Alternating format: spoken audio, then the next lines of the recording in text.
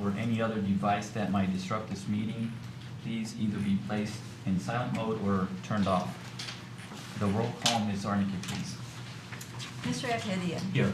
Ms. Cruz. Here. Mr. Edmonds. Here. Mr. Faison. Here. Mr. Hudson. Mr. Krent. Here. Mrs. Kupa. Here. Mr. Zanzika. Mr. Tagle. Here. Quorum present. Second item on the agenda tonight is approval of the agenda. Can I get a motion to approve the agenda? Ms. Kupa, can I get a second? Mr. Faison. Roll call, Ms. Zarnicki, please. Ms. Cruz. Yes. Mr. Edmonds. Yes. Mr. Faison. Yes. Mr. Krent. Yes. Ms. Kupa. Yes. Mr. Tagle. Yes. Mr. Abhidian. Yes. Third item on the agenda is approval of the minutes for the March 14, 2017 meeting. Can I get a motion to approve the minutes? Move to approve. Mr. Edmonds in a second. Ms. Cruz, roll call, please. Mr. Edmonds. Yes. Mr. Faison. Yes. Mr. Krent. Yes. Ms. Kupa. Abstain. Mr. Tagle. Abstain. Mr. Abhidian. Yes. Ms. Cruz. Yes. Fourth item on the agenda tonight is public comment for items not on the agenda. If there's anyone in the audience that would like to speak and comment on anything that is not on the agenda tonight. Seeing none, we'll move to item number 5. Item number 5 is ZBA report. Ms. Kupa? We had a meeting last Tuesday. There was one item, I think you all remember the property that had the hotels. We did not grant the variance. I would like to add that the meeting, I felt, was very uncivil and very, there's a lot of contention and raised voices. And I sent Mr. Sabadat an email about it. I'll leave it at that. You can watch it on Troy Channel when the show is on. Which hotels were we talking about? Wilshire Drive. I think one is going to be a Residence Inn, and the other one, when they came to us, we didn't know. I think it's a Hyatt. So what was the basis of denying the variance? There's 5 points which we have to go through. One of them was that there's no prior, and I don't remember the language, but there's no prior agreement that prohibits us from doing that. And it looked like the homeowners association had an agreement with the prior owner, and so it did not agree with that point. Now, what's interesting is, and that's the other question I asked Mr. Sabadan, legally, are we still bound by that? Because the city rezoned that property, and I was not clear, but even if I had voted for the variance, the rest of the zoning board voted against it, so. Yeah, not to correct you, but I think based on my knowledge of the meeting, the agreement between the restrictive covenant between the homeowners association and the existing landowner certainly is important to the redevelopment of the site, but it's not an agreement that the city of Troy was a party to. Correct. So it's nothing that we really are involved with because it's an agreement between two other parties. And my understanding was that the main reason that the variance was denied was because the Zoning Board of Appeals made a finding that the problem that was faced by the applicant was created by either the applicant or the previous owner of the property. And that was the one standard. Right. Yeah, that was the standard that was the standard. failed. I think it was Yeah. standard D Yeah. on the 5 that were there. But certainly that agreement that you referred to was discussed at length during the meeting. Yes. And the city rezoned that property. So there's a lot of complexity around that decision, which was why it was discussed at length. But I think that my big takeaway from it was the hostility and the contention and the raised voices. So I would just say, please watch the meeting if you have time. It's my understanding that this hotel owner, or the property owner, needed the variance to go ahead with the project. So that means the project is dead, is that it? It means the project as initially submitted is dead. Okay, so they could submit something different. And it comes back here? if they revise the project, Yeah. and they can revise it in such a way that meets the zoning ordinance, then it would come back. Not to belabor the point of the agreement, but we sat in on a couple meetings with the, their attorneys and the developer. They knew from the get-go that the city took a hands-off approach to that agreement. It had nothing to do with the city of Troy. That between the landowner, the homeowner association and the property owners. So they knew going in that they had to resolve that issue either by some sort of consent agreement or by litigating it in court. So we were aware of the issue, but that's for them to discuss, to resolve. So, Listening to the meeting, I think one of the contentious issues that was brought up was by the president of the association, and it was trying to interpret that agreement if it was actually being transferred to if it transferred in perpetuity to the new owner, or it was restricted only to the owners they actually made the covenant with. And that there was disagreement there, if it transferred or if it didn't, so I think. And that agreement or disagreement was between those parties. One of the parties was not the city of Troy, so it was very unique and interesting issue. Mhm. Okay. Moving on to item number 6 on the agenda, the DDA report. There was no DDA meeting last month. No DDA, okay, makes it easy. Item number 7, planning and zoning report. The McClure Apartment conditional rezoning application will be before City Council on April 10th, as will the proposed text amendment for the 4 design provisions that we're amending. There is a busy meeting. There's going to be one item on the agenda for the 11th of April, but the 25th of April is going to be very busy. We're going to have 3 items, 2 of which are public hearings. One is the Bethesda Romanian Church, Tucker and John R.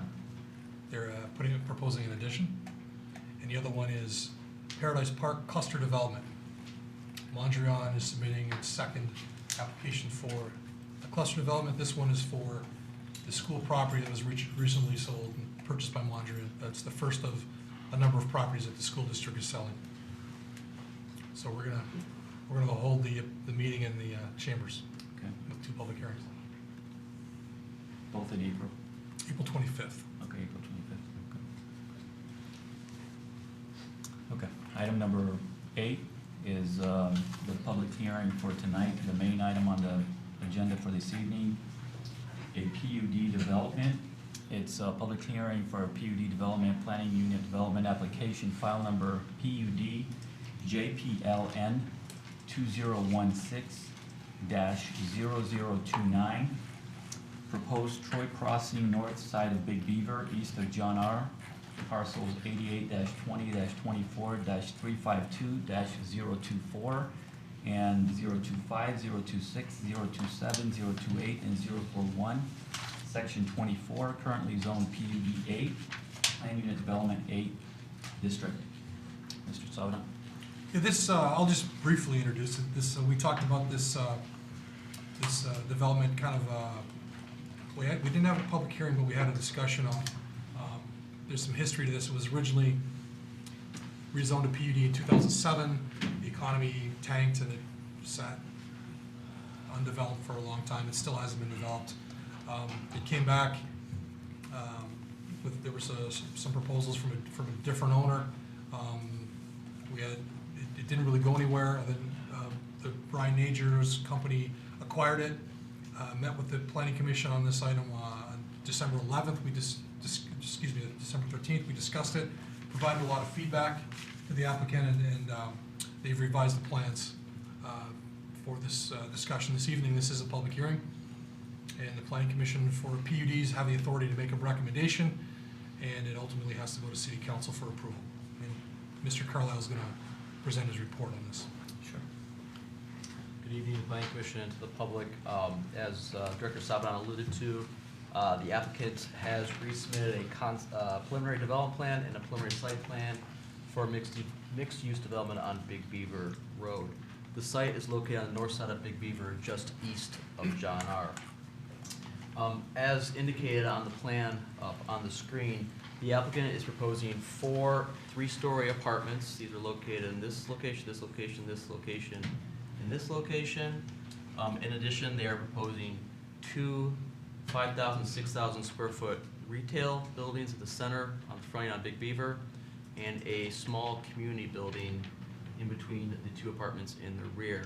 As you can see, the buildings kind of front, they kind of make a U shape around the retail building and kind of all focus in on the central parking and landscaped area.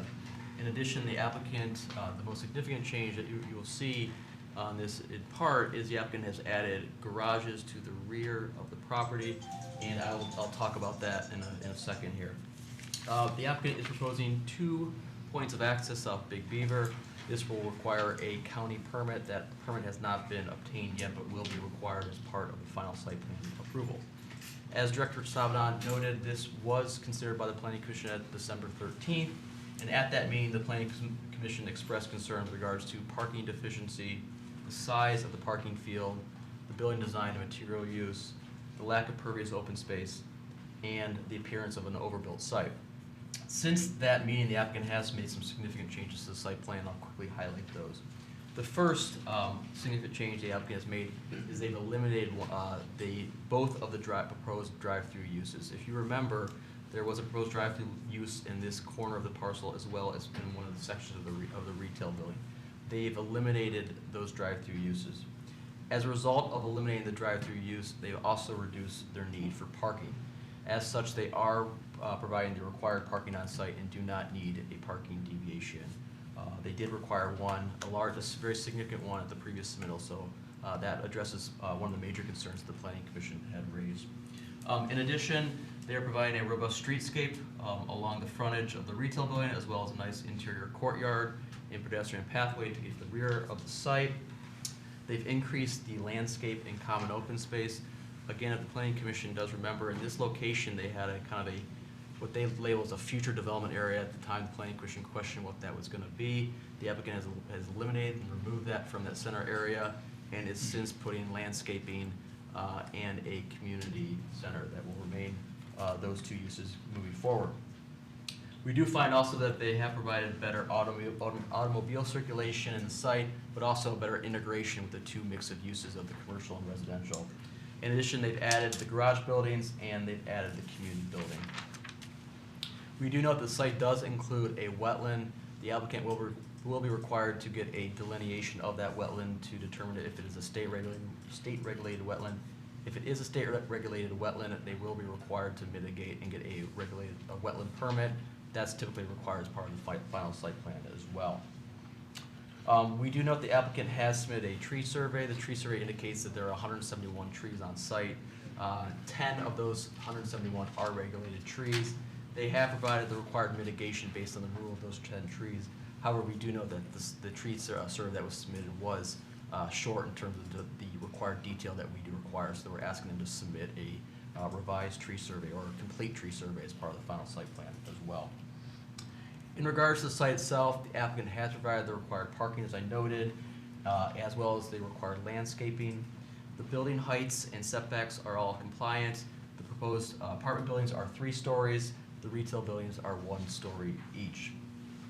The applicant has provided detailed elevations and floor plans in your packet, so those can be reviewed by the Planning Commission. We did ask that the applicant also bring material forward or material samples, and so I will defer to them at that time. There are 2 issues that we do have some concern about that were expressed in our report. The first is the issuance of the garages in their location. The applicant is proposing 3 garage buildings, these 3 at the peripheral of the site. I should note that this is residential to the north, residential to the east, office to the west. Garage A and Garage C are 13 spaces. Garage B is 22 spaces. All garages are approximately half a foot to a foot from each of the property lines. We had expressed concern about those proposed locations, and especially in their proximity to the residential, adjacent residential properties. We've also received a couple of correspondences from adjacent neighbors who are also questioning the location of those garages and want a different treatment along those property line boundaries. In addition, we have not seen any elevations for those garages, so we don't know what they're gonna look like. We don't know how tall they're gonna be. We don't know the detail finishes of those. Those were kind of added in the last plan. They weren't on any previous plan to date. So with that, we are offering two options to the applicant and the planning commission to consider. The first is to simply just eliminate those garages altogether, and rather continue the landscape or wall treatments in those proposed locations and eliminate those altogether. However, if the applicant does want to maintain those garages for their tenants, we do offer that they move them at least 3 feet from this commercial property line and at least 10 feet from the adjacent residential properties and landscape and put in a wall accordingly to provide the appropriate screening. The second issue that we raised in our report is in regards to proposed lighting. We do note that the applicant, and in my report, I noted proposed pole lighting along this property line. I was deficient to note that there also is pole lighting on this northern property line, which is adjacent to residential. We do note that any pole locations on adjacent property lines to residential should be moved off the property line and moved interior to the site. So we do ask that all poles be moved interior to the site as well. We do note, though, this is a significant improvement from what the Planning Commission did previously review. They appear to have addressed the concerns raised by the Planning Commission. There are no deviations that are required, that there was required in the previous submittal. So we are recommending approval with the caveat that the issue of the garage be discussed tonight and addressed by the applicant. Thank you. Thank you, Mr. Cullen. Any questions for Mr. Cullen? Yes, Mr. President. So under recommendation number 2, you say set back the garages at least 10 feet. You can use the northern property line and landscape as required. So there's room to do that? Not under this current plan. They'd have to reconfigure the plan. Okay, that's what I thought. Thank you. Mr. Edmonds? How deep are those garages? We don't have, we don't have That's dimensions. field. I don't know. Oh, west. Thank you. Maybe 24 feet. 24 feet depth, and width by 11. Sir, I don't think you can speak now. 24 feet. Was he the developer? Yeah, he's the Oh, architect. I'm sorry. Yeah, No problem. just, yeah. Just- 24 feet. We'll- 24 feet. 24 Oh, feet. okay, sorry. Ilya is a project architect, and he's probably gonna wanna speak in a Right, few minutes. okay, sure. We might have to give you more. One question I have for Mr. Carlisle, what is the zoning requirement, I guess in this case it's a PUD, for those garages? Is that kind of So open? if they're, yeah, it's a little open-ended. If they are residential, they have to be at least 6 feet off the property line. So that's why we're recommending 10, just to give a little more buffer from those adjacent residential, because it's a PUD. It has to go through review. The commercial, we have a little bit less concern. The reason we're requiring 3 feet is because you need some space to maintain those.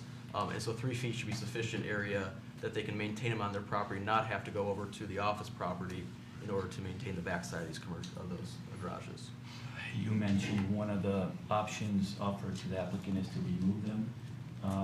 Does that mean replace them with open parking spaces and not, is that what the recommendation is, or just completely remove Well, them? they'll have to provide the required parking. Right. So whatever parking is in the garages, they have to provide at grade on site.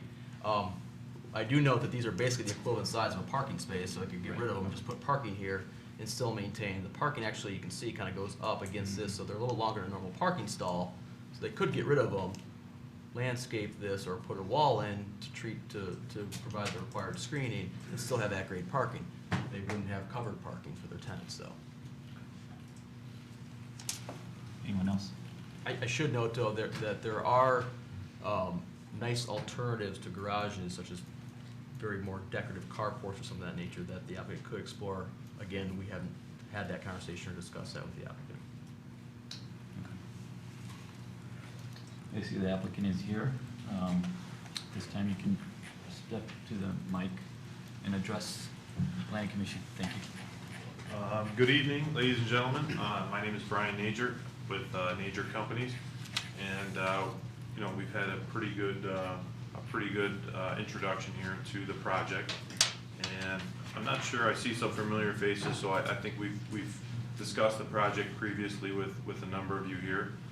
And, you know, this is something that we did, and we've been working on for quite some time.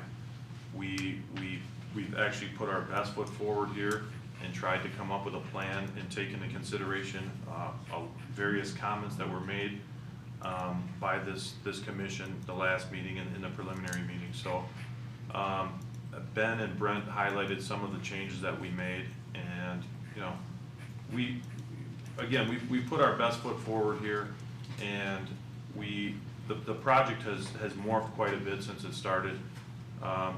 Touching on some of the things that Ben mentioned, the demand was highly retail before, and in today's economy and what's going on with things, retail is suffering basically from a lot of things happening with online retailing and things like that. So the project has sort of morphed into more of a residential focus. And that being said, we did increase density on the residential side, and I think that's something that, going back and forth with Brent talking about, that was something that was desirable for the Big Beaver corridor.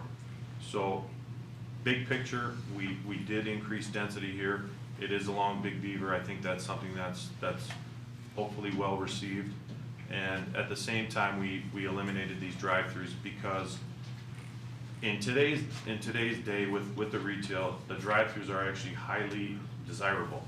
Lots of tenants out there, including Starbucks and Tropical Smoothie Cafe and Qdoba even, and some of these other tenants. You even see some sub shops that require these drive-throughs. So it's pretty important in today's day and age. So to eliminate that definitely hurts a little bit on the retail side, but at the same time, we thought that the scope of the project was going to be more focused on residential. I'm sorry.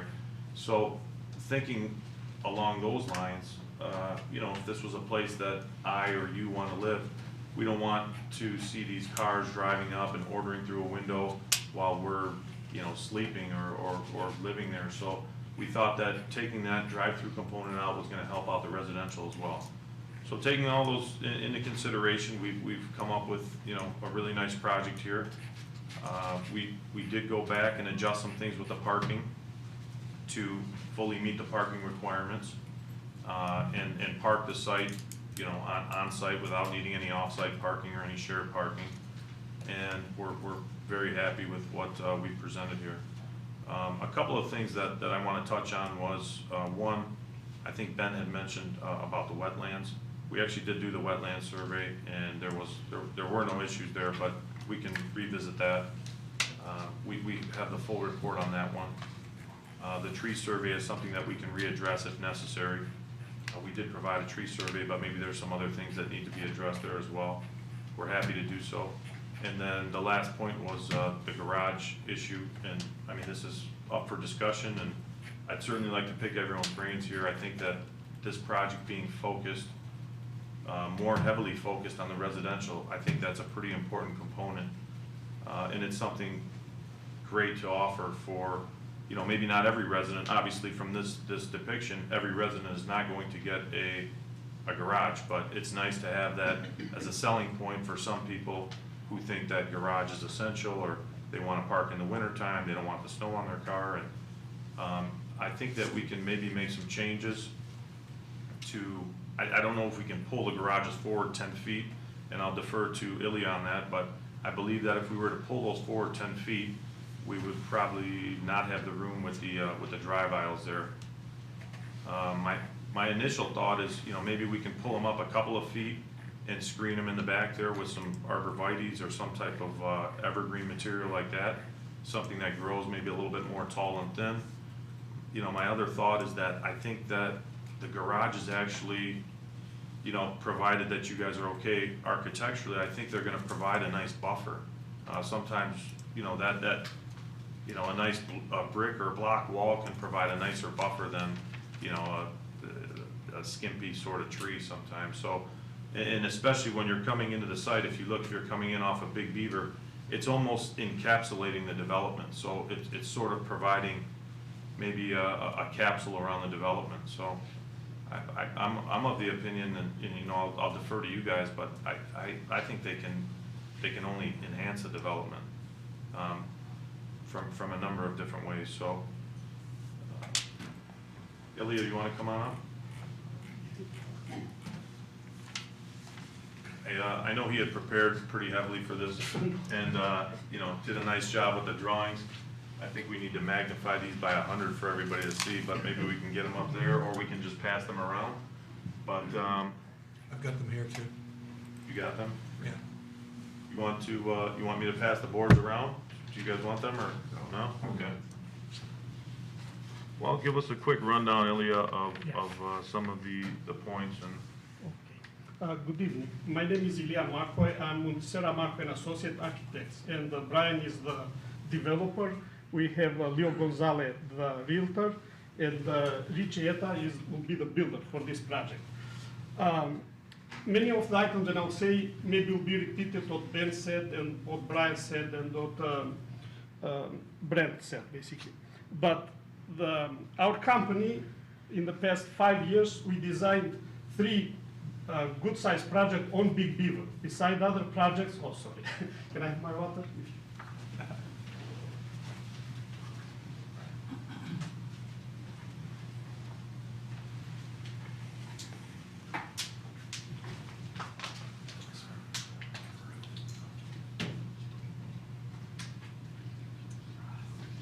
Sorry about that. One of the project is where is the Flagstar Bank in the north side.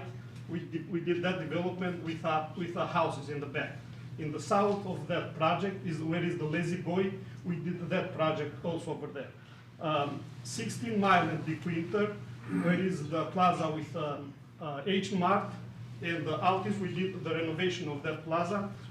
And also we worked with collaboration with Tom Strat for the Sedona Tap House. Basically, we have a good experience in the work that we did in the Big Beaver corridor.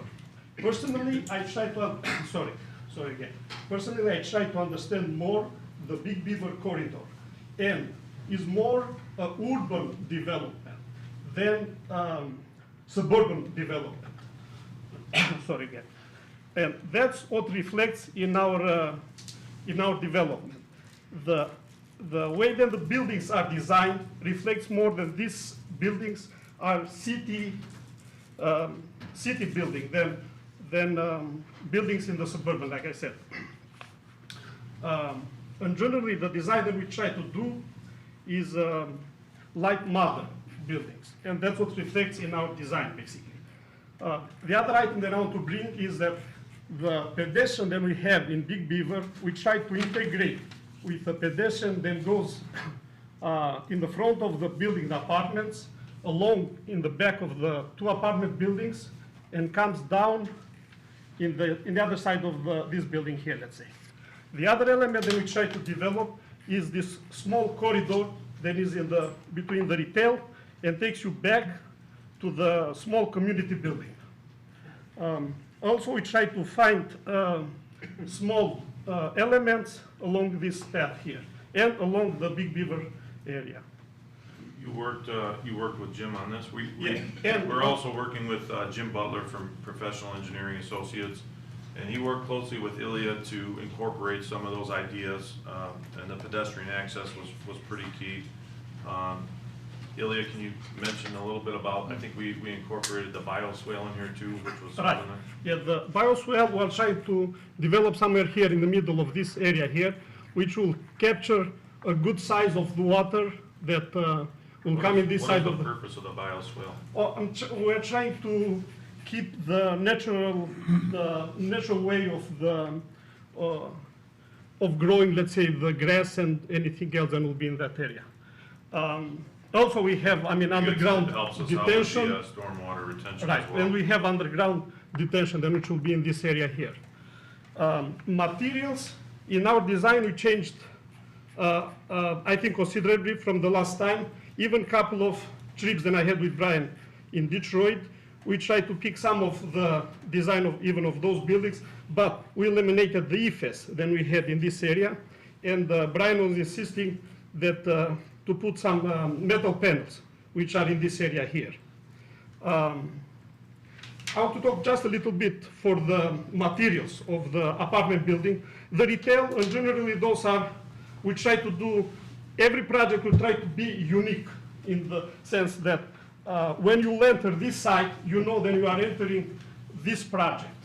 And another thing that I want to say is that when the commercial design, at least in our area, Detroit metro area, I think is designed well, I can easily say. But when we go to the residential, we enter to the same to different subdivisions, but the design of the houses is almost the same. They don't give a thought, basically, how to design different houses. That is one of my, let's say, things that I saw how is the, and in this project, we try to be unique and different. And also, to bring a nice design with good materials that are in good harmony, basically. Can you just go over the materials real quick? Because Yeah. I'm passing them around. Yeah, this We here, did, you know, yeah. we did get some comments on the ephes in the other meeting, and, you know, I'm happy that those comments were brought up, because I think we went with a nicer material, much nicer than the ephes. It's gonna be more costly, but, you know, we'll make that up somehow in rent, I guess. Yeah. So we have the combination here. Ilya, you wanna go over it?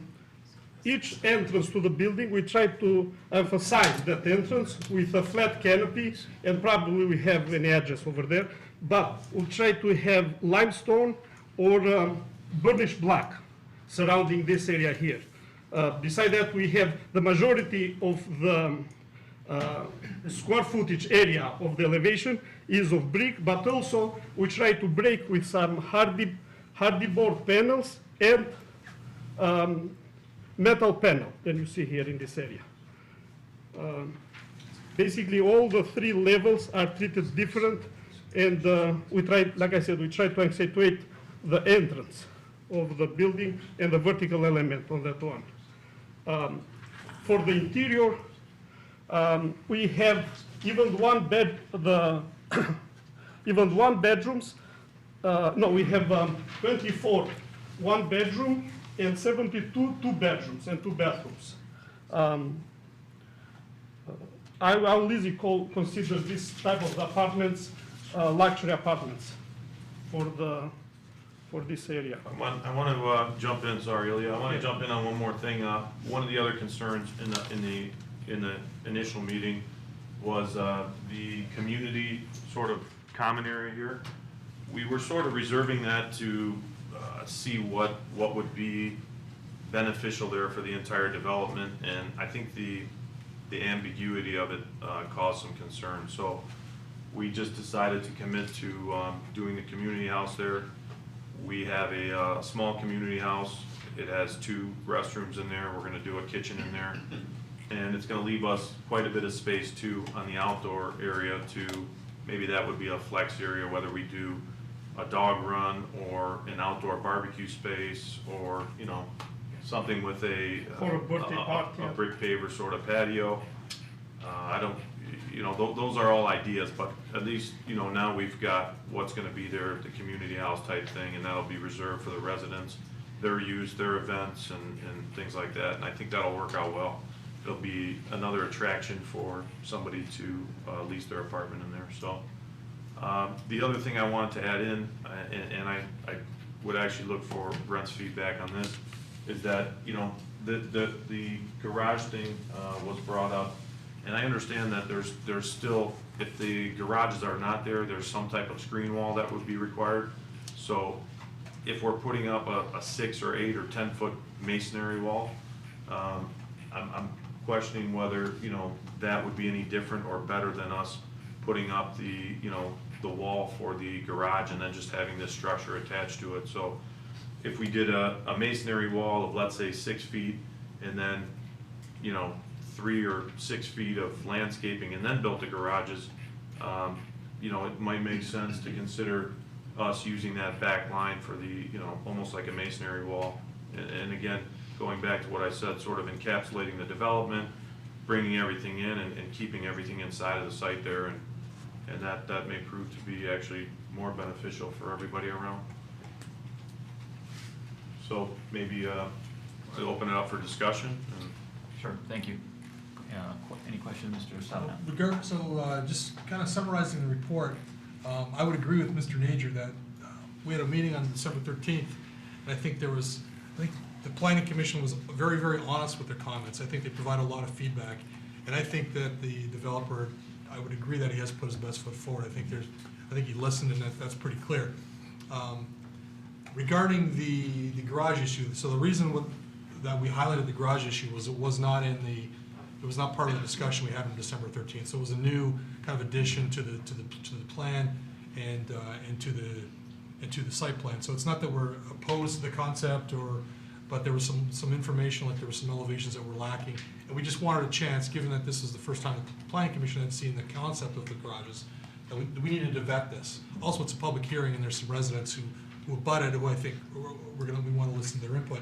Regarding the issue of the wall versus the garage, just a reminder, Mr. Chairman, as you know, this is a public hearing, and I think to really dial in on the conversation of the wall versus the landscaping versus the garage, we probably should open up to the public, get some feedback first before we really roll up our sleeves and deal with that.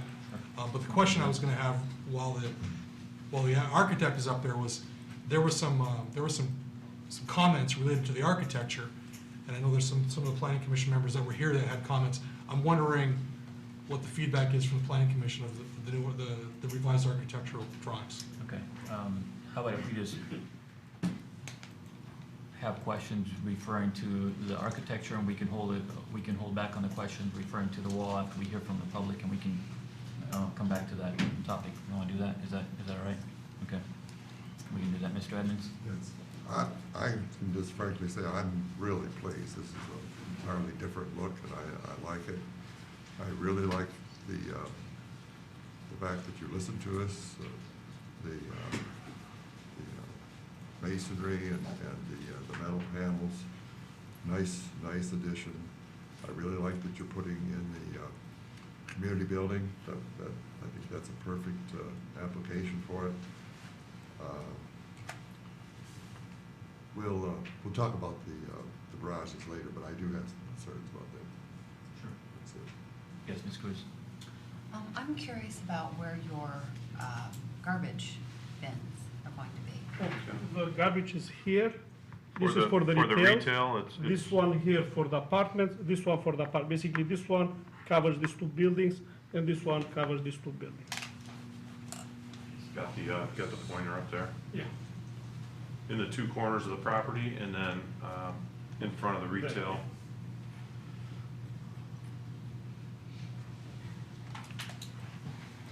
I hate to be known as the garbage girl. Too late. No longer garbage, I'm garbage man now. But we do have an email here from a resident that's concerned about the trash containers because you have pushed them up against the residential properties. And so can you talk about how you're going to keep that attractive? I mean, I'm sure that they're worried at some level about trucks and the times that the trucks are going to pull up and maybe disrupt their sleep. And I think they're probably also concerned about smell, right? Being right up against the residential properties. Well, the two things that I could say right off the bat would be, we do have screening between the trash enclosure, and there will be enclosures also, so there's gonna be evergreens or whatever type of. Is a 10-foot buffer between the Right. wall of the dumpster and the property line, and is heavily landscaped basically with trees. So 10 feet with evergreen type materials, and then in addition to that, a dumpster enclosure, which would probably be a block, split face block, or something of that nature, but that's gonna provide the screening. The other thing I could say would be that these lots, which would be to the north, you know, we've actually discussed at some point, you know, maybe if there was a phase 2 down the line and we could make something happen there. Those lots are very, very deep, so those homes are actually pretty far away from there, so as far as the smell and things like that, I don't think there will be any issue. Are you familiar with the concept of a door for these dumpster enclosures that automatically shuts itself, has like was it a hinge? It was a spring? I just recently learned about, since I became the garbage girl. Right. I learned that yeah, there's a self-closing door, because one of the complaints too that we often hear are that, you know, the trucks will back up to these dumpsters and then the doors are left Right. open. Yeah, it's the trucks or the customers or client, you know, the tenants. And so what I've been doing on a lot of my projects, and we do, you know, shopping centers and buildings, and what we've been doing is actually building the enclosure and then pulling the doors forward by about 3 or 4 feet. So actually, if you're looking from the side, you know, the dumpsters are still pushed in there, but there's actually a sort of man door. And you can either put a door on it or just leave it open, and that way, the majority of the people that are going in there to dump trash don't even have to open those doors. And that way, you're only subject to the person who's actually picking up the trash from waste management or wherever, you know, that they would open and close the door. But your everyday residents and shopping center tenants would actually just be able to walk in the side, dump their trash, and walk back out. But without the door, then, doesn't that leave the visual that if the dumpster is overflowing or the lid isn't shut all the way, that Yeah, you're looking that at can exposed trash? So I sort of think that the door is a better option, but maybe with that spring that closes behind itself to keep it shut when someone's not, you know, backing up a truck. Brian, you have a management company, right, to run the apartments, and they will need to make sure that you don't have trash that is overloading, let's say, the gates are closed all the time, Right. and smell will not occur. And we can look into the option as well with the springs. I understand that these properties have management companies, and I think that that should, and I think that you should obviously always hire the best management company that you can find. But, you know, I've been in enough buildings, commercial and otherwise, to see that, you know, some management properties are really good and others are mediocre and others are just subpar. And you know, I don't know what you're gonna get. Well, I think your point is well made, and we would have to pay very good attention to it, because the residents that are gonna be living here are gonna be subject to it. I mean, those dumpsters are facing, you know, a bunch of residential units there, so, we're gonna wanna keep them happy, and we're gonna wanna keep it looking good, so. And also, we cannot move, let's say, from here, bring it here, for the only reason because the truck comes this way and picks up the trash and goes around, let's say, to move out. This is kind of the best location for the dumps, for the truck. To For pick up. access, yes. Yes, access for the truck. Yes, Mr. Krantz. I want to follow up with Karen's comments about the dumpsters. I live about an 1/8 mile from the Bank of America large building on Big Beaver.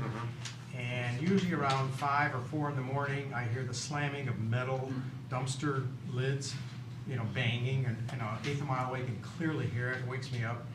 I would suggest that you make sure the dumpsters have plastic lids on it, so that when they do come back down into place, that they don't, you know, give off this large banging Right, noise. right. Also, Brian, you may work out the time of the pickup of the trash. Right. It's not in the morning, let's say it's like 10 or 11 o'clock. It's in the, from 8:30 to 5:30. I think those are things that we can address, via property management, and, you know, and the springs are something that we can look into to see if the technology or the mechanism is there, because that's definitely a pet peeve of mine as well. Yes. You mentioned about the access to the dumpsters by someone that's throwing trash away, but not having to open the gates, having a side entrance. Your plans don't show that. Are you saying that you will make the change? We can, yeah, if that's something, it's usually, we just follow the ordinance and, you know, whatever the city is, so I don't know if that would be acceptable here, and it's something that has to be shown or designed, but. It's not an ordinance requirement. We only respond to what's on the plans in front of us, so if it's Right. something you're offering, you should offer as part of the final site plan unless the planning commission makes it a condition of approval. But If that's something that everyone would like to see, I'd be happy to do that. I think it's worked well. So it promotes the residents not having to open the gates. Right. They can walk in there, and you can do it in such a way that you screen the dumpsters. You really don't see them. It's kind of walk. Kind of like Exactly. the restrooms at the airport. You know, you walk into the restrooms, but you don't really see Right, anything. right. So, the other thing, I would comment on the buildings, the architecture of the building, and I think it is much improved. But I would like to hear where your materials are and what the materials are. I heard you talk about the hardy board. Yeah. What is the gray material? Is that a hardy siding up on the No, top? this will be hardy board material. Basically shows line, but will be panel, hardy board panels. So it's not a siding? No siding, yeah. So they're both panels, the white Yeah. and the... I just did it like that to differentiate the materials, but will be a panel. Okay, Those are the And same. this one here is the metal panel, this one here. This one, and that one in the end. okay, those are the metal panels, okay. I Right. thought, okay. And the rest is, The vertical is the metal, that was previously the ephes that we changed out to the metal. yeah. And the horizontal along the top was the hardy type material. And Okay. we're actually gonna have that being a smooth face, more to look like a panel, but he just had to be able to show it on the drawing so you could see it. And we have the brick and the entrances, we're trying to do or burnished black, then imitates like, and I have here the material, then it's put over The there in the burnished box. black is actually really nice, we changed that also, that mimics Or almost a limestone. limestone. Yeah. And we'll have a canopy above the entrance. Basically, those are the materials. So everything on top that's gray is hardy. Is there any vinyl on this exterior? No anywhere? vinyl. No vinyl anywhere, okay. So you eliminated the The ephes, ephes, and we there's no eliminated vinyl. the vinyl siding, and we added in the entrances the limestone and the burnished block, or the burnished block, one of the two. Are those metal panels, are those prefab insulated panels applied to the exterior? Insulated They panel, are. yeah. I don't have Okay. the sample really, they are delivering or tomorrow or next day in my office, but I have the thin panel then. What Okay. you So are need. they flush with the bricks, so they're about 3.5? Oh, okay, yeah, that's the other thing I want to say. You see, this element here projects out like a foot. Okay. Basically, is like a small cantilever. So it's not flush with the brick? No, it's not flush with the brick. That's why when you drive in Big Beaver, you have those two elements that are sticking out. You can tell over there in the top corner, here in the, no, yeah, okay, in your left side, Right. top over there, you see the projection that goes up. And also, even these elements here, the top one, these are helping breaking the elevation. Also, we have balconies for all the units are equipped with balconies. Yes, Mr. Chairman. I noticed the distance between the sidewalk and the front of your building is about 10 feet. Now, I don't know what size trees you're planning to plant there, but that's not a large area if the trees are really going to get that big. Are you? Yeah, for exactly I did my best when I did this rendering. I brought actually in my office the landscaping architect, and we chose in the program and we are working the size of the trees. But to be more accurate, we have to follow the landscaping drawing for the type of trees there are. But this is pretty accurate because this is the Big Beaver that rendering exactly what you see over there. And we have screening with the trees. Basically, when you I think those trees but are also the more mature trees than you're gonna see right from the start. But also we want the buildings to be present on Big Beaver. That's why we brought, when we start working with Brent, we brought this building and this one here and the retail on Big Beaver. We have a landscaping kind of to stop a little bit the noise between the road and the building. But also you see the architectural element that is taking place in this area. I understand, and you also have windows along that elevation. Yeah. With that much tree, it's going to really block out, that's a southern exposure, right? And it's, Yeah. it's really going to, it's going to be, the tree is going to be right up against the window. I just want to suggest you take a serious look at what Yeah. species of tree you're gonna have there, Right. so that it doesn't look crowded, and and when those trees mature, unless they're kept very trimmed, Yeah. they are gonna go right on to the Yeah, building. definitely. Yeah. We'll look at more close to the trees that are against the building. Anyone else? I just wanted to also add my comment on that. I think it's a significant improvement from the last meeting we had. And architecturally, I think it's a really nice, clean look. It's definitely not suburban. Your goal of having that urban look right on Big Beaver, I think you succeeded at obtaining that. And just the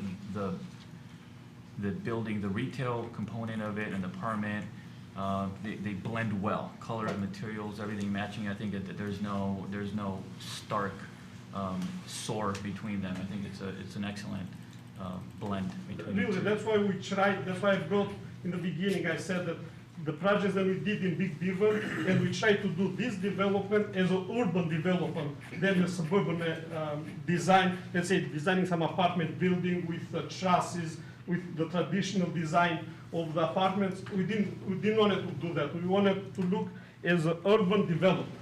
Right. And to encourage the pedestrian walk that happens in Big Beaver more, and in the pedestrian circulation inside of our development, of Bryce development. Thank you for the comments, and we're gonna be equally as focused on the retail portion and bringing in the right mix of tenants, because that's gonna be important to our residents there. So, we don't wanna just throw anything in the retail.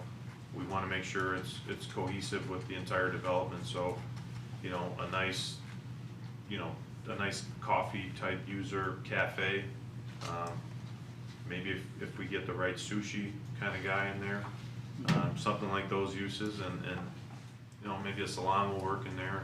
Something that's gonna complement the residents. To help the And we're gonna residents. have to keep in mind, just how the whole thing flows together, so. Sure. I remember the last meeting, we discussed one of the issues was access from the north side on the buildings, and there was no access in actually distributing that and having access from the parking lot on the north. And I think what you We did there with changed the floor plan was very creative of obtaining that solution to be able to have access from both From both sides. sides, yes. And also architecturally, the facades, they complement very well, where you just have the access on one side, but then you have the 3 stories with the windows that are quite similar, and I think that was a creative solution to do that. One more thing I'll just throw in there, that there was some questions about the facade also of the garages. Obviously, we've worked hard to maintain continuity with the residential and the commercial, so we would only promise to deliver and produce the garages that would be the similar materials and look and be congruent with the rest of the development, so from that end, I want to assure everybody here that there wouldn't be any issues as far as the look and the facade and of those garages, and we would make them cohesive with the entire development, so. Sure. Any other comments from the table? If not, we'll open the public hearing.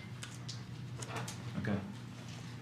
We'll open the public hearing. Anybody in the audience that wishes to speak on this project, please sign in. And if you can, please step up to the mic. It won't amplify, but it does record for the meeting. And anybody would like to speak, go ahead. Please sign in. Sure.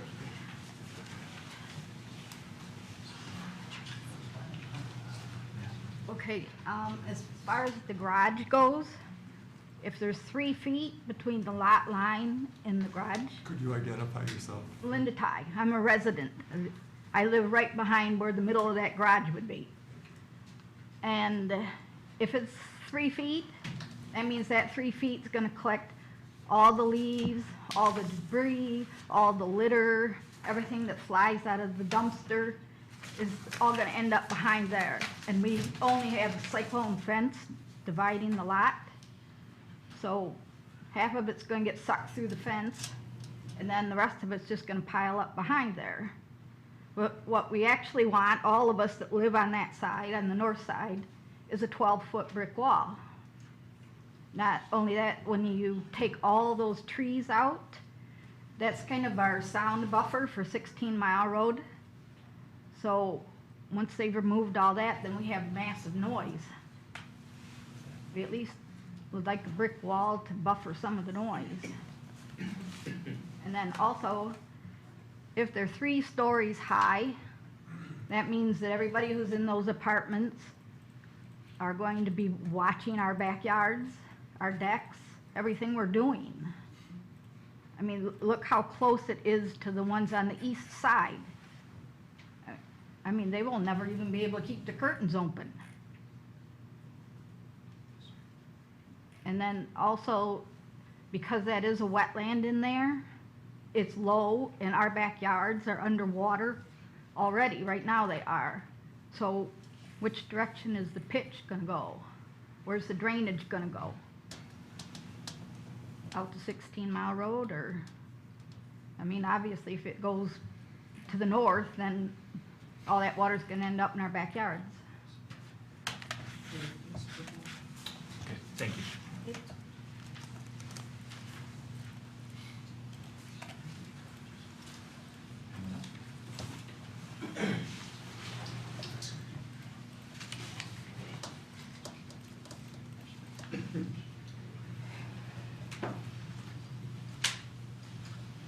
Hi, good evening. My name is Satyajit Singh. I'm one of the residents on the east side. So my question was, of course, the privacy, as the lady mentioned, because my house is about 2 stories and the apartments will be 3 stories. So are you going to do anything about it, or just the garage is, what height is the garage? You're planning on the height of the garage?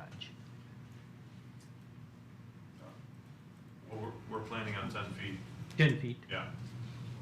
Okay, yeah, but still from the apartments, it's all like visible. Are you planning to go even higher on that one?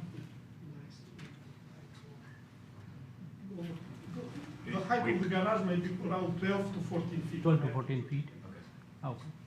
Yeah, and the second one was the parking for your commercial retail. Like, what are you going to do about the overflow parking? If the restaurants are full, or Well, are we going to park on our street? And that will be kind of a No, hazard for us. we are meeting the parking requirements. Okay. Brent, do you want us to answer as We'll discuss that, hold on. Can you just address us and then we'll discuss this after? Okay. We can address your questions as a body. Thank you. Anyone else? Yeah, I already signed in a little earlier. My name is Andrew Belka. I'm a resident nearby. I'm kind of late to the game. I know you're kind of far along in this process. You know, when I look at this, it's kind of a odd mix of apartments and retail, but, you know, I'm just questioning how many people really are going to want to live right next to a retail establishment that, you know, regardless of how you deal with the parking, is going to have a lot of traffic coming in and out. And more to the point, as the developer mentioned, a lot of retail spaces are struggling. There's already tons of retail and commercial space along Big Beaver, and a lot of those are vacant. You can drive up and down Big Beaver and see that there are available spaces. And who's gonna wanna live next to perhaps another struggling retail space? And it's been mentioned that, you know, you're trying to style this as an urban development, but the immediate area of Big Beaver and John R. is not an urban area. It is a suburban area. Condos or, you know, single-family homes would be a much more appropriate development for that particular zone. You know, I don't know, zoning is not really my strong suit, but it seems if you should put anything in there, it would be condos or homes, and there are, it seems, plenty of apartment developments going on in the city of Troy that are in a more appropriately urban type area to the west, you know, between around Somerset Mall and where all the big skyscrapers are. So it seems kind of an odd place to dump an apartment complex. And that's really all I wanted to share. Thank you. Anyone else? I signed in already. My name's Tom. Rubino. I live in the Wexford condos on the other side of Big Beaver. I am also late to this whole process. A few things come to my mind. I guess my first question is, why 4 separate units? What is the significance of that? I know that you started with the iteration of retail, and I'm thinking it does look very nice as far as an urban design on your layout. A lot of work is shown here.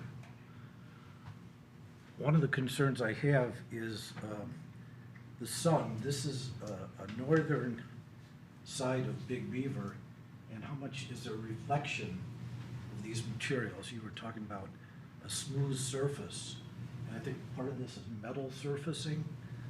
How much metal reflection of the sun of, say, someone walking or driving tonight coming into the City Hall complex, the sun coming from the north, or I mean the east, was right in my face as a driver.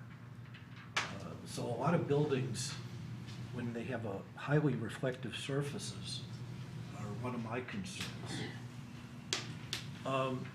Now, when you talk about, I think 3 feet or 10-foot setbacks for the parking structures, and you talk about having the lady garbage collector here with the bins, if you move the garages in 3 or 10 feet on these sides, how is a large garbage collection truck going to maneuver with those setbacks on the existing plans? How much change is going to have to be made on these plans to get a large garbage truck around these corners to facilitate collecting those materials? That's, I think, the biggest issue I have from tonight's presentation. I do like the design. I've talked with Mr. Brent about my ideas for more handicap or accessibility to the future populations of people with disabilities. One idea I have no idea the expense or what goes on in the planning process, but why not do under the structure parking? That may eliminate the idea of parking your vehicle when it snows outside. So is there any possibility, not knowing the codes or zoning laws, of parking under the building? And so I think that may be one possibility. And even though this is presented to be a rural, a urban design, which it looks very nice on this presentation, I see at least 4, 5, 6 flat roofs. And is there any possibility of access to the roof, so like for a rooftop patio or gardens or anything to that effect for the people possibly with a large screening so that they don't have to peer into their neighbors' backyards, but they could share some type of gardening or patio space, especially in the warmer months of the year. So I think those are my major points. I think I've covered things that I've noticed, and I hope that's helpful to everybody. Thank you. Anyone else who would like to speak? Okay, thank you. I will close the public hearing and bring it back to the table for further discussion. Any questions, comments regarding what we heard so far from the residents or from the developer? Yes, I Mr. got a Brent. quick thought on, I'd like to see, obviously, the garages pulled back at least 10 feet, but then you've got a space problem. There's no way you can do it. That area, and I don't have a pointer, but between the 2 northern buildings, the parking near the park area, yeah, those parking spaces, I would suggest that could be a carport. Again, bringing those parking spaces closer to the actual apartments, a covered type of parking spaces.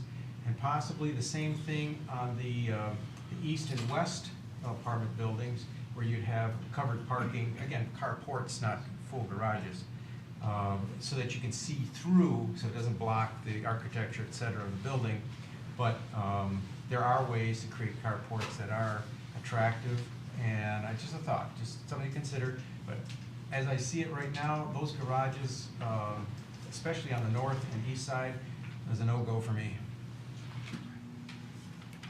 Yes, Ms. Cruz? I'm not particularly comfortable in going ahead with this proposed plan without knowing at least what the garages might look like. I mean, we don't have any sort of rendering. All we know is that they want to put some garages in there, and they're going to be like, what, 10 feet tall? I just think that the garage situation, not only in what it potentially looks like, but the placement of the garages is sort of a big piece to the puzzle that I'm not sure we have enough information on to really make an informed decision. And then we did have one resident tonight who indicated that she would at least like a brick wall. It seems to me that residents have an option between having natural screening and some sort of a brick wall. And so maybe it makes sense for the developer to meet with the residents and really get a feel for what would make these people happy in terms of getting screening or getting a wall or the garages themselves. I'm just not sure that we still have enough information to make a truly informed decision, although I don't dislike the plan. Yes, I tend to agree with you, Ms. Cruz. I think the plan that was presented and changed and as it morphed through these months that we've seen it, I think it has significant improvements and significant components to it that are very positive and would have a very positive impact to this region as an improvement. But the component of the garages that was added just kind of the last minute as just to this meeting, and we haven't really discussed it or really looked at various options. I think it's a crucial component because it appears that it really has significant impact on the residential sides, the east and the west, definitely in a different way than the apartment buildings do themselves. So I don't know if, like you mentioned, if the developer should seek feedback from the residents and see if they actually prefer just a masonry wall across the entire north section and east section rather than any kind of landscaping, if that would be the compromise, or if that would be an option we can offer them, or what height, even if it would be in excess of your standard 6 or 8 foot. So I think, anybody else want to comment on that? Well, hold on one second. Hold on one second. We'll just a couple more comments. Yes, Mr. Carlisle. From a code perspective, the requirement for this property to the adjacent northern residential and the eastern residential, they have 3 options, just from a code perspective. They can do one large evergreen tree, which is large as defined in the ordinance, every 10 feet.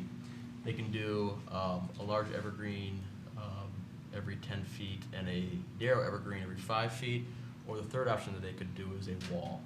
The wall by the ordinance has to be between 6 and 8 feet in height, and typically it's a masonry wall that matches the architectural integrity of the building itself. So they have 3 alternatives to consider.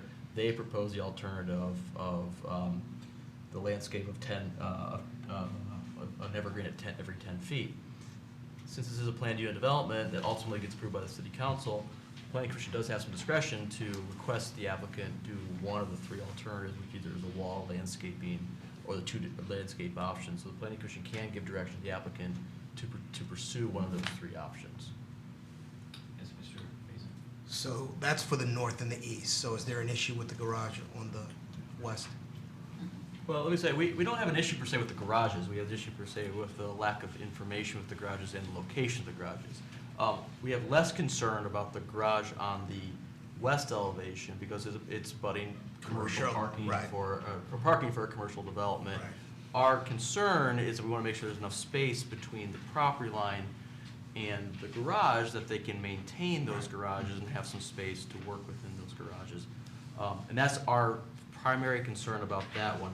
But again, we don't know the height of these garages. At one point they said 10, at one point they said 14, so we don't really know what the height of these proposed garages are going to be. And so just a lack of information for us is more of a concern necessarily than the location of that particular one. Understood. I guess I would say, and I would agree with the comment Mr. Krent made earlier, I'm more concerned about the north and the east So are because we. of the residential properties that are contiguous to that. Mr. Tagle?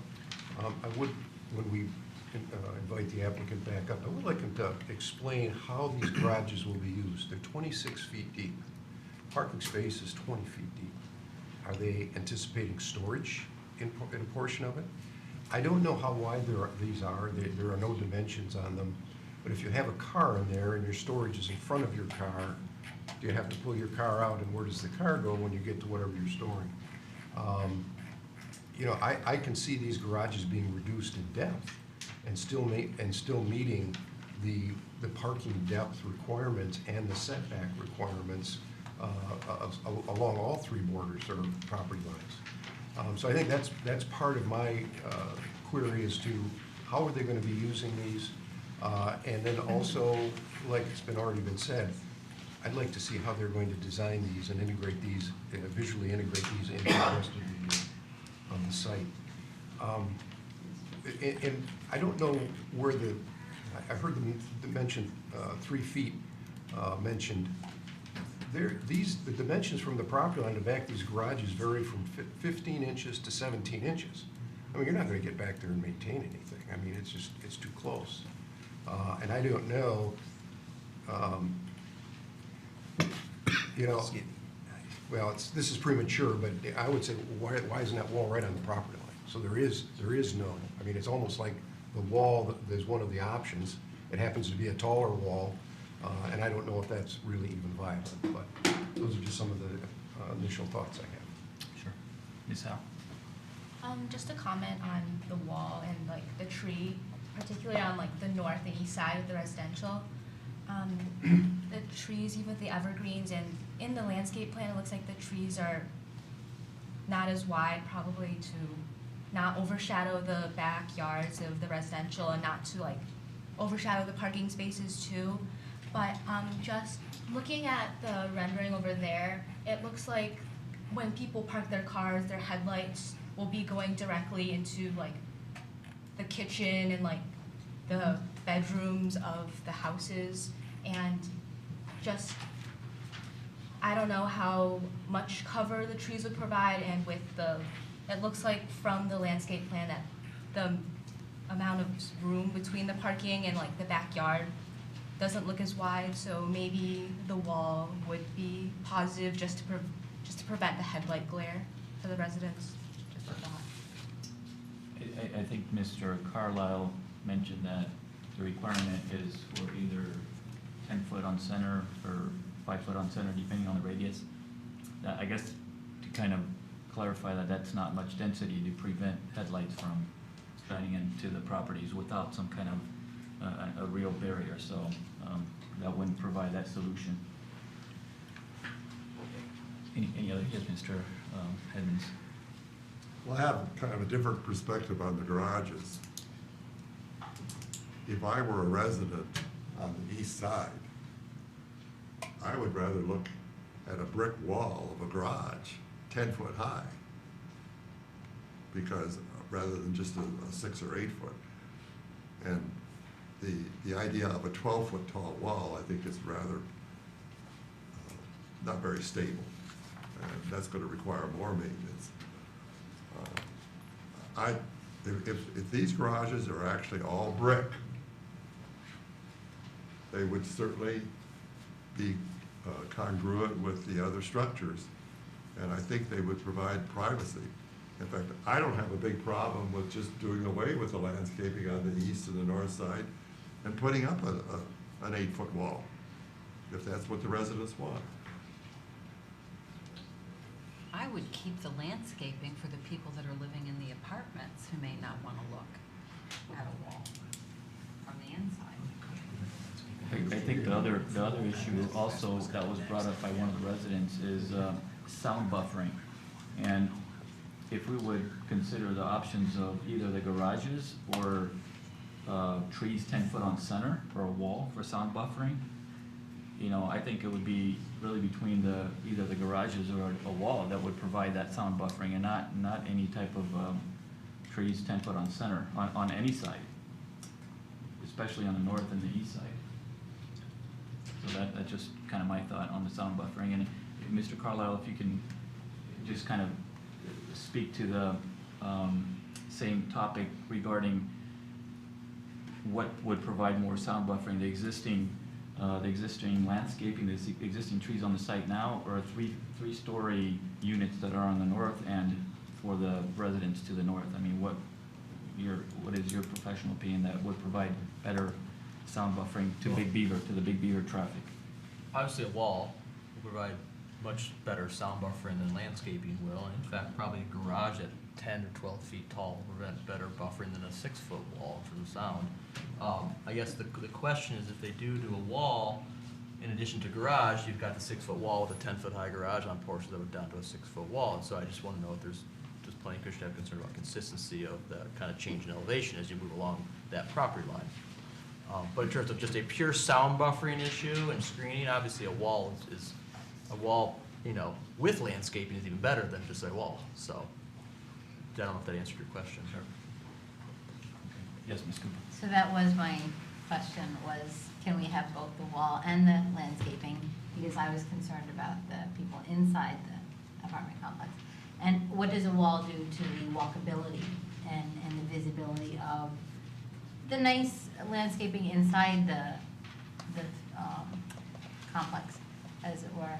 And then also to make sure that there's consistency with what you do. Because one of the things I don't like, just looking at it from this, even though we can't really see the garages, is you've got a garage, you know, you have landscaping. There's no harmony in the surrounding area because you've got patches of garage. Like you've got, there's no, it's not uniform, I guess, is the way that it's laid out.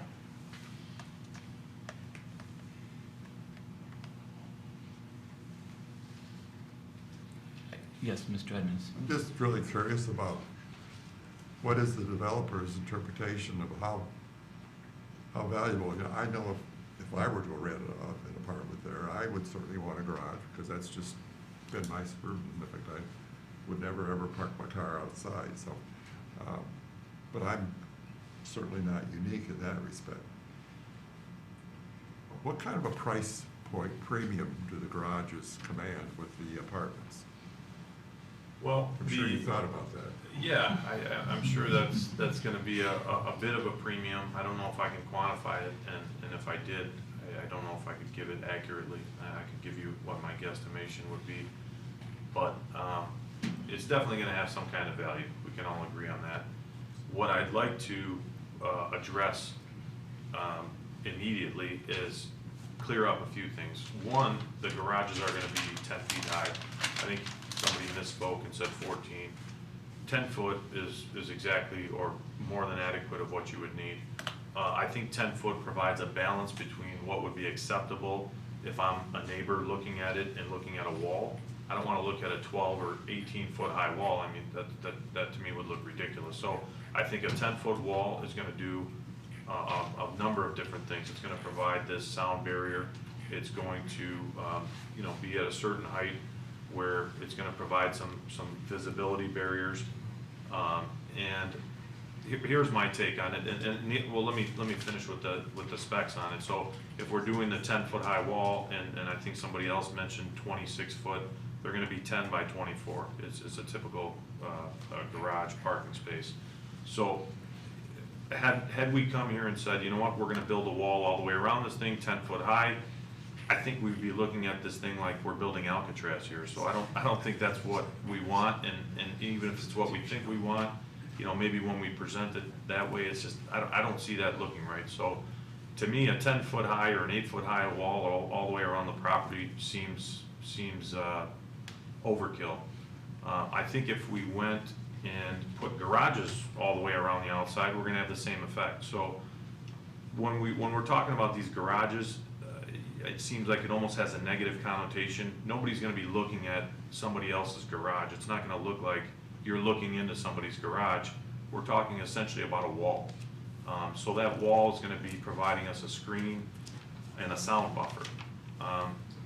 If we were to do landscaping all the way around and just say we had a wall of trees all the way around, I think you'd have kind of the same effect. You'd basically be taking this property and sort of lining it with trees and saying, okay, we're surrounding the property with trees. And even at that, with that thing, I'd say nobody's gonna take evergreens and just go straight around the property and create a wall of trees there. That doesn't look right, that doesn't make sense either. So I think what this does is it provides a little bit of a dynamic. It breaks it up. You have some parts that are, that are walled off, you have other parts that are screened off.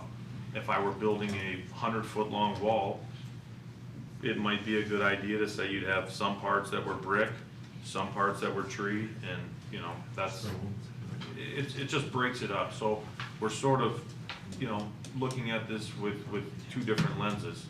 And in that respect, I think the design works very well. I think that when we're talking about blocking some of the headlights, especially at the two main entrances, those neighbors are blocked by the two buildings and then the garage portion in the back on the north end. I think when you're going east-west, cars traveling east-west on that drive, that's gonna serve the same purpose there. Cars going back and forth, headlights are not going to go into the residence towards the east. Neither will they go towards the office building on the west. So we specifically placed them there for reasons, and it almost creates that buffer. And I think it's a really good mix. So I'm not looking at it as strictly a garage. I'm looking at it as a garage and an insulator to these things. Yeah, go ahead. My name is Richard Atto. Thank you for allowing us to address you today. I heard some really excellent comments, and they're all going in and being absorbed, and I just have a few thoughts. But before I get to them, I just have one question for the planners. When the option of a wall is on the table, is it typically in your city, is it required to be in the property line, or is that not addressed in the ordinance, just for my own information?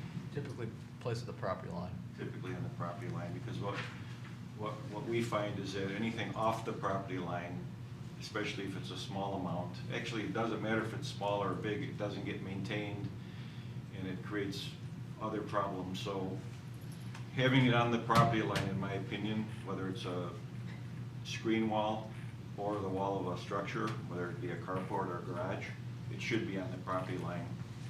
And as far as discussing the maintenance of it, a screen wall, if it ever required maintenance, it requires cooperation to go on the neighbor's property to maintain it. But if it's a masonry wall, that's a minimal requirement. And I just want to touch on one other thing as far as the depth. They are 24-foot deep, and the reason it's slightly deeper than a parking space is because you have wall thicknesses. So when we say that the parking is 24 feet deep, or the garage, I'm sorry, it's actually not 24 feet inside. And there does have to be a little bit of room for circulation. So there's really not enough room in front of a car to store anything, although you may have some shelves up high that you could store on when the car's not in for seasonal things. But from the view of the residential side, the screen wall, obviously, other than the fact that it's a little bit lower, will look almost the same as the garage. And if you converted that into a carport, you wind up having more noise to the noise impact on the neighbors, because you have a gap between the car and somebody gets out and slams the door, or people are talking, it has a chance of migrating. So the garage is actually, it's obviously a feature for the development, because it's not only the premium, you asked that great question, but it's the people, and I don't know what the percentage is, but you and I are one of them, we just won't even consider it.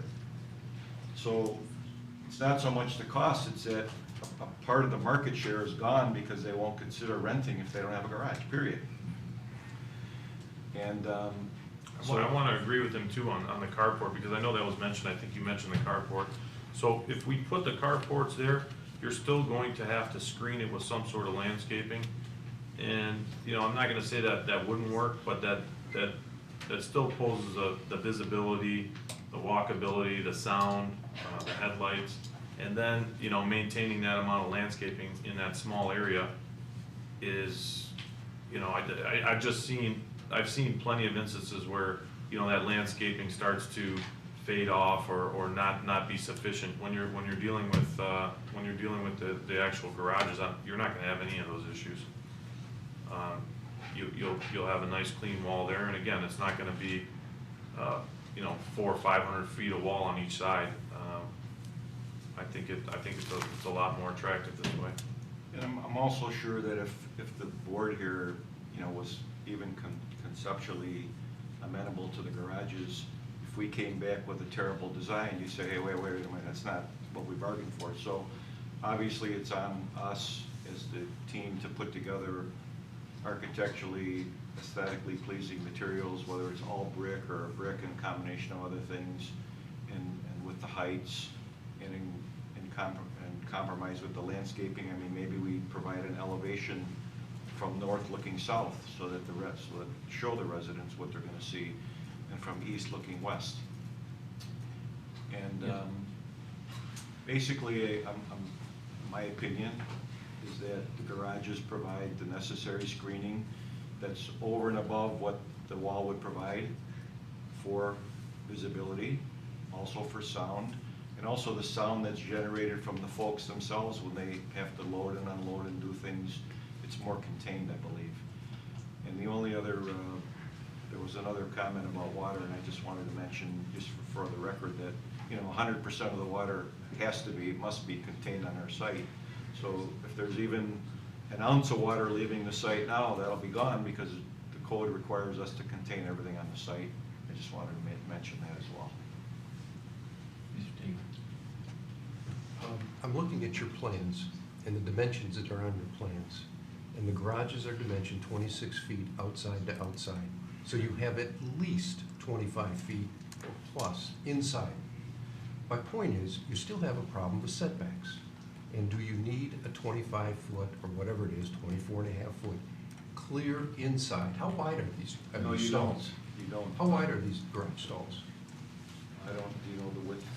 Sorry. Should build the plans over there. Is 11, I think, center line to center line of the garage, 11 feet. And you're building these out of, what are the walls built out of masonry? The walls will be at least structural brick, then will match the color of the brick of the buildings, at least basically. Structural brick is, Okay, what I'm trying to get at is, what do you have inside? The clear dimension you have inside, if it's a masonry wall, you've got 10'4" inside. Clear, because Brian just adjusted the size of the garage from 26 feet that we can go 24 feet. With that said, My point is, I misspoke. I thought the plan indicated 24 feet outside to outside. 26, and that's a minor can point. adjust it. What I'm trying to get at, to give you an opportunity to still have your garages, but overcome the problem of the setback. We still haven't addressed the setback. You're telling us about the amenities of these garages, and I don't know that there's anybody here really debating that or arguing that, but the problem is the setback. Well, we're proposing that there should be 0 setback because a screen wall is required to be built if you Well, the elect. screen wall and a garage are two different things. Right, absolutely right. But a garage affords, first of all, we've heard from the planners that the screen wall, if that option is elected, should be built on the property line, you know, whether it's an inch or two. Because, so the screen wall on the property line, and now I'm talking about proposing to put the garage right on the property line in lieu of the screen wall. And my point is that it'll be a higher wall, and structurally and architecturally, anybody can tell you that the wall that's part of a structure is going to be more secure and less chance of, we've seen many masonry walls fail if they're freestanding. Right. And we think that the height will afford better screening, whether it's for noise or for visibility for the neighbors. And it happens that we need the height for the garage, so the height that we need for the garage becomes a benefit to the neighbors. That's our opinion. We're also saying that having a carport or some other parking space that's 5 or 10 feet away from the property is not as beneficial as if it's enclosed. You're not understanding what I'm saying. I'm not arguing the concept of a garage. I'm not arguing that the carport is better or that it, but I am saying, to me, a building wall is different than a screen wall. How do Now, we get is this past a, the is this a setback? variance issue? I mean, if they want to put a building on the property line and the zoning or, and the ordinance requires setback, is this a variance request? It's not a variance for a planned unit development, because everything's negotiable. Okay. So let me understand, because I think I understand what he's saying. I'm Just sorry, I misunderstood. I didn't know that there is a setback. I was assuming that the buildings can be on the property line if the wall can be. So you're saying there is, but in this case, it can be waived, is that, I just want to Planning unit understand. development, the planning commission, ultimately city council has the ability to waive certain requirements if the product is a better designed. Okay. So I guess But there has to be a compensation of this has to be a better designed option than to allow this variance. Let's talk about that, I mean, because thinking inside of that box, we would say, okay, we're gonna do a screen wall, and then, is it a 6-foot setback? If we were afforded that room, a 6-foot setback and then do a garage. Well, I think that creates that sort of dead area that we're talking about, that's a maintenance nightmare, whether it's, 3 feet setback from that wall or 6 feet, you're gonna have basically a dead area there, I would think. That's gonna be tough. I think the residential setbacks are 10. 10? Okay. That's a very maintainable area. So I guess to make the long story short, we're saying that we believe that the garage is being built right on the property line for the reasons stated, I don't want to repeat them again, is more beneficial than not, and how do we engage the commission with the neighbors to agree with that conclusion? I don't know what the rest of my commissioners will say. For me, you need to come back and show me what you're proposing for these garages. We've seen nothing but a floor plan. Okay. I understand that. So for the next step for me is, before I make any decisions one way or the other, is to see really what are you proposing.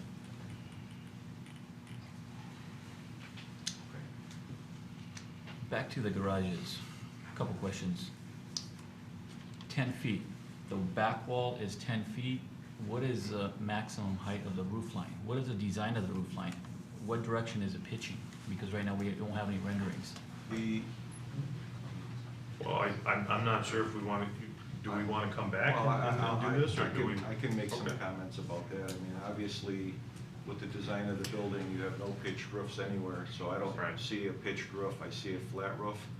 And I just finished telling everybody that we're gonna take 100% of our water and keep it contained within our site. So, when I say flat roof, it means minimal pitch, it might be an inch per 10 feet or whatever.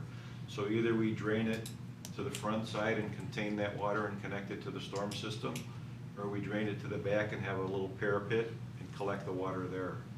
But I'm sure with the design, I'm not an architect, sorry, Elia, but with the design that we have, I'm sure they have to be flat roof style. Okay, And so- the parapet height of if the garage is 10 feet, maybe the parapet might be 10'6", but we're not talking about 12 or 14 or 16 feet. We're talking about something between, say, 10 and 11 feet, but I don't think it'll even be that high. Okay, so I'm trying to get a picture of the design. You want to do a flat roof, 10-foot wall, parapet probably 6, 8, 12 inches max, and drain everything inside, no gutters on outside, no draining to the sides, to the front, to the neighbors in the back, right? Is that? Draining to the neighbors in the back. Is that, okay, so that the drainage wise, it's all being And self-contained? no overhang to the neighbors, that's why I used the word parapet, because then it would be like an encroachment. And then to solve the encroachment, you'd have to move them in, now you create another problem, so it's straight up, and everything's contained to the south, and obviously to the west of that line. Yes, Ms. Cruz? I support Mr. Tagle's suggestion that the developer come back and show us exactly what it is that he's proposing with these garage structures, that it still remains a much larger piece of the puzzle that has more questions than answers surrounding it at this time for us as a commission. I actually agree. One thing I just want to add here, I think a crucial component to this is input from the actual residents who live right there. So if the residents are okay with a wall, no setback, nothing else there, maybe we can consider that. If they're all okay with that. If they're not okay with that and they're saying we want a buffer of 2 feet, 3 feet, 4 feet, and add something there to actually conceal that wall, and that's actually the majority of their request, maybe that's how we should consider it. And then we can consider the flexibility that we have to say we'll put the structure on the property line or we'll move it away. Yes, Mr. Carlo. I just want to remind the applicant of the planning commission, there are at least 2 or 3 neighbors here tonight that do abut this, that I'm guessing they'd be more willing to stay a little afterward with you and talk about this in person tonight too. That's a great idea, and that's, something that we like to do in many cases. You also have to recall that many residents have different requirements and desires, and you have to blend. Well, there's 3 here tonight to talk to. Great. How many residential properties are on the north and east side? I would Sure they're request not when you all come back with the design of the garage units, that you show us them in context from both sides, front side and what the neighbors will see on the back side for all three northwest and east elevations. I agree 100%. Because I want to see how you're going to integrate the heights of the walls and the landscaping and all of that. And just a practical question, are you planning any kind of bollards between these garage doors, so if somebody misses the garage door, they're not going to crash into the building? I mean, we're talking about apartments. We're not talking about, this is my home and my garage, and I'm going to be very careful. So, just a thought. I would say, I'll comment on that, I'll say we'll plan for them to be installed in the future if they're necessary, but we're going to try not to, because it makes the property look. I understand, but I don't know what's worse. I guess just a comment along that line. If this is masonry bearing wall, all the interior walls are bearing, that's my understanding. They're actually brick bearing. I believe the front and the back bearing is the front and the back. The interior walls can be anything. They might, Okay, in so some the cases, front and back? we use a sheet metal, Okay. corrugated metal, So to they're- pick up thickness, and then when they hit them, they're not as expensive to repair. So if everything is all bearing walls, or especially in the front, or masonry, it doesn't take much to get rid of your bearing for 1 or 2 units if it's full collapse, so I think that was a good point. Yes, Ms. Cruz? I'm ready to make a motion to table this and ask the developer to come back and bring us his design ideas with the garages and answer our questions with respect to that, and have greater resident feedback. You guys second for that, Mr. Grant? I was gonna say, Oh. and some renderings, better renderings of what the perimeter will look like. Sure. Pretty pictures, please. I have another thought for the Yes, developer. Mr. Grant. Actually, I like the idea if the neighbors agree to have the back wall of the garage right on the property line, because you're gonna be 10 foot high, and if that's what they want, that kind of isolate.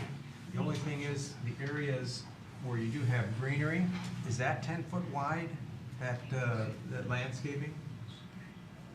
Yes. 10 foot wide or? Well, the width of that green space, that berm between your parking spaces and the neighbors, is that a 10 foot I green believe space? that, Ilya, is that 10 foot between, Oh, the matrix Okay, is one other thanks. thing. Okay, and No, sorry, How wide is the landscape? how wide is the landscape on the north side? East and west of the garages. This is 10 feet. This is 10 feet. That is width. 10 feet, right? okay, good, and Ms. Howe brought up the point of, well, because headlights could show through the greenery, could you also incorporate at least above headlight, a small wall, so that doesn't, I mean, again, you work with the neighbors on this, but I'm just saying, I'm trying to make sure that whatever you do doesn't cause a problem later for the neighbors. So it might be that along that, you continue that brick, same brick color and material from those garages all the way down, so that, again, at a shorter height, maybe 5 foot. Right, and all these things can be looked at because the architectural community might say, well, maybe we want you to step it down gradually and eliminate it eventually, but at a point where the headlights aren't gonna be. Correct. So Yeah, all these fine. things, they're already spinning around and we'll have our discussions. Because whether the wall's 1 foot high or 10 foot high, it still requires the same foundation. Oh, absolutely So we does. have to look at cost and benefits and compatibility with the neighbors, obviously. It's So, cool. excellent points. The only other comment that I would add to that on the berm is, could we raise the berm? Can we make it like a raised berm, and then that might block headlights too, is an option someone here might know better than me? Sure. 10 foot's not a lot of room though to do that. Probably go Well, a that's couple true. feet. It's just a thought, Yeah. just a thought, but I think that we're ready to. And use the water to slope inside of the site, not to take the water in the other side. Correct. Right? I skipped something if we. Well, I think they want to see something else, so I don't think it's gonna matter. Okay, I think we discussed this. I just have Okay. maybe one question. The motion is to table, as a fellow commissioner, I understand. Is there other things that we need to look at, in your opinion, beyond the garages, or are we? Yes. Yes, the other thing that you need to look at with respect to the dumpsters is the door enclosure with potentially the self-closing spring, the side entrance for people so that they don't have to mess Perfect. with the wall, Okay. and the plastic lids for noise. All right, perfect. Thank you. Okay, we're ready to make a motion. Ms. Cruz, you want to read the motion?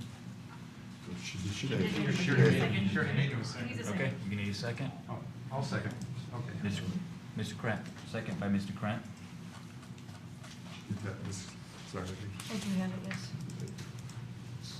Ready for roll Ms. call? Cruz, do you want to read that motion? Kathy's gonna do, Oh, no, I Kathy, made the right. motion, we have the Okay. second, Kathy's gonna do roll call. Go ahead. Mr. Faison? Yes. Mr. Grant? Yes. Ms. Cooper? Yes. Mr. Tagle? Yes. Mr. Abhidian? Yes, Ms. Cruz? Yes. Mr. Edmonds? Yes. If motion I could passes. trouble you with 2 more questions, can we set a date for the next meeting? Mr. Depends on Taylor. when you resubmit your drawings and revised application. We will move as quickly as the applicant can give us drawings. Okay. We're interested in getting this moved along. Okay, Absolutely. thank you. Yes. Thank you for your Well, I know time. what the second question was. Could we get from the planners a list of the neighbors? Because I don't know if there's 5 or 10, or Well, there's- should we do that on our own? That information is available online. You can, on the website, on the resource page of the website, but there's 3 that I would encourage you to talk to them Very good. immediately. Thank you. As long as they're willing. Thank you. Thank you. Okay, next item on the agenda. Anything else on this? I guess we're tabled for more information from the applicant and. Do you another need to meeting close the today. public hearing? I closed it. Closed, okay. Next item on the agenda, public comment for items on the current agenda. Anybody else want to speak on anything that was on the agenda tonight? You have another chance? No? Okay. If not, we'll go to item number 10 on the agenda, Planning Commission comments. We'll start with Mr. Faison. Nothing for me. Mr. Tate. Nothing for me, thank you.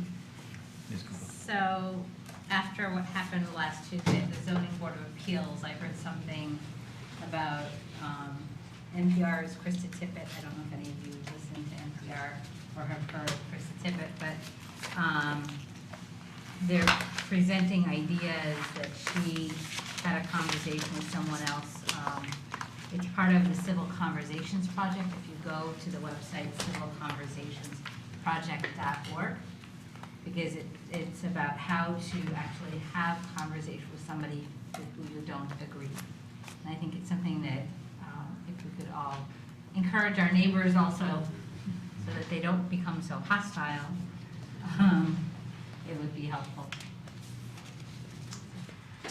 Only thing I want to mention is today, the Troy Chamber of Commerce had a CEO luncheon with Bob Gibbs of the Civic Center Plan. It was, again, informative. We got another whole group of people informed about progress, and they're looking for RFQs to go out within 60 days, they said. Ms. Howe? This Thursday, I'm not a part of it myself, but many of my friends are part of the Indian American Student Association. And this Thursday is their annual show at Troy High. It's from 6:30 to 8:30, I believe. So if any of you are free or interested, I'm sure they would appreciate you to come. Ms. Zarnicki? No, thank you. Ms. Cruz? Okay, I have two things. And I'm looking for the email that I sent because I wanted to make sure that we recognized Ms. Howe for, Right. aren't you an Olympiad? Yes. Is that what it was? It's the Olympiad For biology. For your biology. Yeah. So I wanted to make sure that you were recognized and congratulated for being a biology Olympiad. And then the other comment that I have, and I've sort of developed tonight based on Ms. Koopa's comments with respect to the behaviors that she saw at the Zoning Board of Appeals. We have also seen the behavior at public hearings on more than one occasion that is hostile and rude, and I'd like to thank everyone tonight in the audience for using your best manners. I really, really appreciate it. But we have seen situations where it's been so much less than that. And so I would like to suggest that we as a planning commission put together public hearing guidelines that before the beginning of every public hearing that we read out loud to the people that are sitting in the audience, and we address issues like the amount of time and a time limit that you will have to speak to the planning commission, that there is not to be things like blurting out, yelling, clapping, addressing the applicant and asking questions without going through the planning commission, how you will address the planning commission, signing in, and just things that I think of as being generally good manners, but somehow, some way, people along the way have forgotten that it is, in fact, it's a public hearing, and you're in front of a public body, and it's not an open discussion, and you don't get to just say whatever you think or feel and not have to have some decorum. So I would like to see us establish some guidelines, like I said, that are read aloud, and that we adhere to them, that we enforce them and that we adhere to them, because if we don't, then they're pointless. Yes. So You got it. I actually stole Mr. Edmonds' sheet that he I'm the chairman of the planning commission, the committee I live in, and I stole your opening comments, but I took it one step further, and when I open a public hearing, there's a rules, just like you indicated, that I go over. So there's 2 points in the meeting that I kind of read off some statements, and I find it does help steer kind of the tone of the meeting, and I'm happy to share that with you. Sure, thank you. Yeah, we can do that. It's harder when it's a member of the body itself that was out of line. Well, we would never behave like that. Just saying. Well, that should be addressed by the staff member. The staff member is responsible for those people's behavior. And it's There they are. yeah. I'll talk to the garbage girl after the meeting. Don't worry. What are you trying? I'm joking. It's okay for a board member to have a conversation with another board member, like Mr. Apahedi, and you were a little out of line there at the meeting. You got a little hot tempered. Maybe next time dial it down a bit. I mean, it's certainly for the other board that conversation will happen. But it's also okay to communicate with your fellow board members and have dialogue, open conversation like you indicated a couple minutes ago. It's okay to have those conversations and remind, because it's a two-sided street. Not only is there an expectation that the audience members act with a certain level of decorum, it's also on board members and staff to do the same.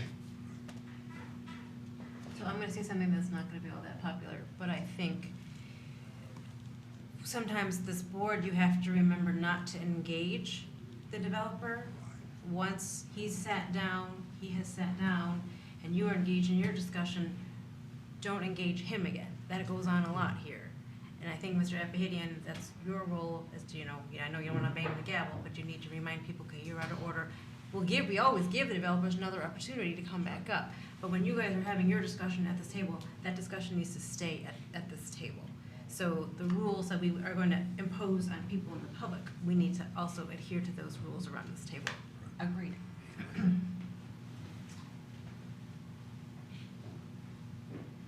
Mr. Carla, any comments or comments? I agree with that comment. I think we've seen different applicants adhere to that in different ways. Some are a little bit more apt to want to bring forth information at various times. Others actually are willing to wait until they get requested to speak again. So I will try to apply it a little bit more, enforce a little bit more some of those rules of engaging us at the right time and engaging the applicant and the audience at the proper time. I think maybe we need a mini gavel here. Yes, Mr. Edmund. I didn't have a chance to make any comment, but I think it's really appropriate, and unless the planning commission has an objection, I think on the opening roll call, that the student representative who's sitting at this table her name should be read into the record too. Yes, I agree. Does anybody object to that? No. We can do that. We can do that, I guess. At I'm not future- talking about future every, meetings. no, she's an example of someone who's really been an outstanding student representative. We've had a varying degree of student applicants, and Claire is by far the best one I've ever seen. She participates. She does. Thank you. That's a good thing. Thank you. I just wanted to add one more comment. I think our body here, as long as I've been a member of it, I think we've been very civil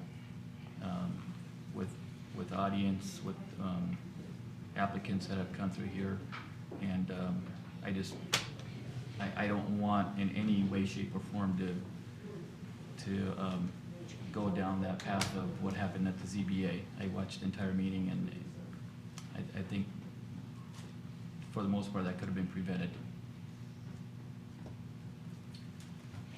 I'll leave it at that. Just a reminder to the 3 residents who spoke this evening that the developer's here, and this is a great opportunity to have some dialogue before you leave. Sure. Thank you. If we have no other comments, then meeting is adjourned. Thank you. Thank you.